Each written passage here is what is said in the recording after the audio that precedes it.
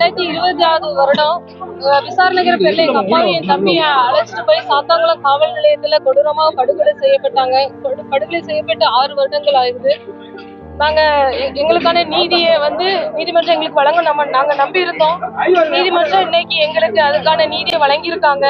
இதுக்கு எங்களுக்கு உறுதுணையா இருந்த எல்லா மக்களுக்கும், ஏன்னா எங்க துன்பத்தை அவங்களுடைய துன்பமா நினைச்சு எங்களுக்காக இன்னைக்கு வரை இந்த நிமிஷம் வரை எங்களுக்காக சப்போர்ட் பண்ணாங்க. எல்லாருக்குமே, எல்லா மக்களுக்கும் நான் நன்றி செலுத்துகிறேன்.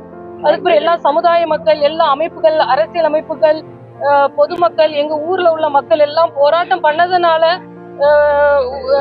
மதுரை உயர் நீதிமன்றம் தானா முன்வந்து எடுத்ததுனால எங்களுக்கான நீதி கிடைச்சிருக்கு. நீதிமன்றத்துக்கு ரொம்ப நன்றி. எங்களோட இதுவரை எங்களுக்கு உறுதுணையா இருந்த பத்திரிகை துறைகள், மீடியா, தொலைக்காட்சி மீடியா எல்லாருமே எங்களுக்கு இதுவரை சப்போர்ட்டா இருந்தாங்க. எல்லாருக்குமே நான் நன்றி சொல்றேன். இன்னைக்கு கிடைச்ச நீதி எல்லா பாமர மக்களுக்கான கிடைச்ச நீதி. எதுக்கு இது கேஸ் நடத்தினதை இனிமே இதே போல எங்களை போல ஒரு குடும்பம் இதே போல பாதிக்கப்படக்கூடாதுன்னு தான் நாங்க நினைச்சோம்.